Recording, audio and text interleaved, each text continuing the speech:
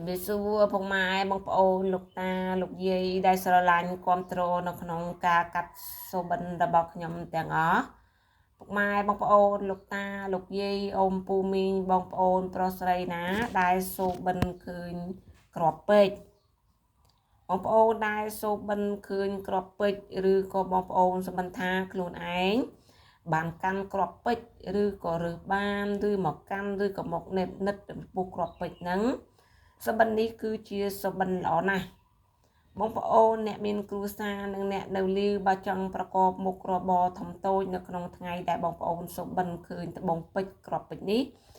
បងប្អូនអាចប្រកបមុខរបរបានមិនចោទជាបញ្ហាអ្វីទេដំណើរជើងសាររបស់បងប្អូនគឺទិសខាងត្បូងគឺជាទិសដែលនាំលៀបនាំសក្ការៈជូនពុកម៉ែបងប្អូនតែម្ដងអញ្ចឹងកុំបង្អន់យូរភារកិច្ចដែលបងប្អូនត្រូវបំពេញសូមអញ្ជើញទៅដោយសក្តីរីករាយចោះព្រោះជា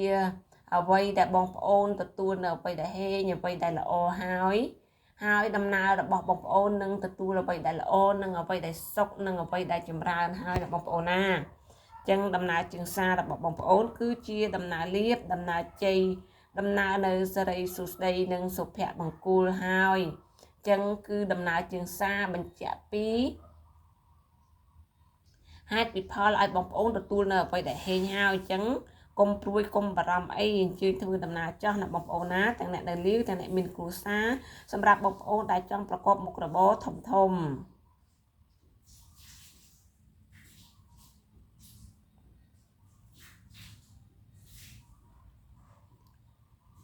ហើយចំពោះបងប្អូនអ្នកដែលមានគ្រួសារបើមានកូនគេថាកូនប្រុសណាបងប្អូននៅក្នុងឆ្នាំនេះបងប្អូនអាចទទួលបានបុត្រាហើយអញ្ចឹងក្នុងថ្ងៃតែបងប្អូនសុបិនហ្នឹងគឺថ្ងៃដែលចាប់កំណើតហើយណាអញ្ចឹងមុនបងប្អូនចង់ឲ្យចាប់កំណើតនៅក្នុងភាពដែលល្អនោះសូមបងប្អូនទាំងអ្នកមានគ្រួសារទាំងអ្នកនៅលីវយកផ្កាមួយភួងថ្វាយដល់គុណមេត្តាបិតាឬក៏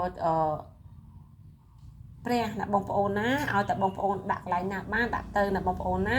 ខុសពីគ្រូបាជាអត់ដាក់បានទេតែដាក់បាននៅកន្លែង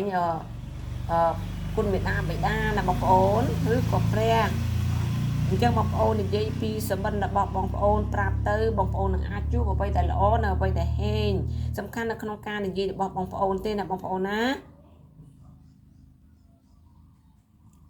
ហើយបើបងប្អូនចង់ឲ្យលៀបសំណាងរបស់បងប្អូនចូលនៅក្នុងថ្ងៃនេះច្រើនធ្វើទៅតាមខ្ញុំទៅហើយបងប្អូនចូលខមមិនល្អបងប្អូននឹងជួបអ្វីដែលល្អហើយបើបងប្អូនអត់ធ្វើតាមខ្ញុំទេមិនបាច់ចាំទៅចូលខមមិនល្អអីទេណាបងប្អូនព្រោះការខមមិនល្អបងប្អូននឹងទទួលល្អពេលដែលបងប្អូនធ្វើវិធីនៅអ្វីដែលខ្ញុំប្រាប់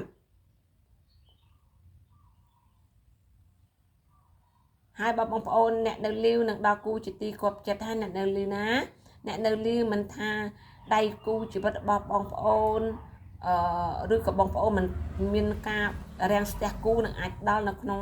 ថ្ងៃដែលបងប្អូនសុបិនហ្នឹងគេបើកគូបើកសកលឲ្យយើងហើ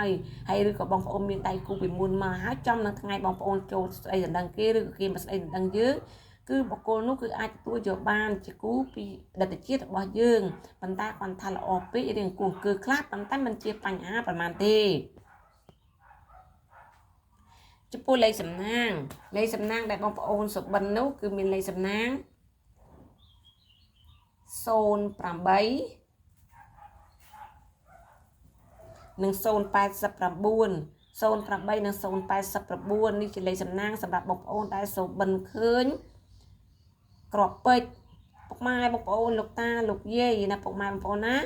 លៀបសំណាងរបស់បងប្អូនគឺទិសខាងត្បូងគឺជាទិសដែលនាំលៀបនាំសក្ការៈជូនពុកម៉ែបងប្អូនសម្រាប់វីដេអូរបស់ខ្ញុំក៏មានតែប៉ុណ្ណឹងដែរបើបងប្អូនគ្រប់គ្រងនៅក្នុងវីដេអូរបស់ខ្ញុំកុំភ្លេចជួយ Subscribe ឬក៏ដឹងម្នាក់មួយឬក៏ដាក់មេដៃដើម្បីទទួលសញ្ញាហេងពីខ្ញុំរាល់ថ្ងៃណាពុកម៉ែបងប្អូនជូនពរពុកម៉ែបងប្អូនលោកតាលោកយាយអ៊ំពូមីងបងប្អូនប្រុសស្រីទាំងអស់សូមឲ្យជួបតែសេចក្តីសុខនិងសេចក្តីចម្រើនជាពិសេសសូមឲ្យបងប្អូនហេងរាល់ថ្ងៃតែម្ដង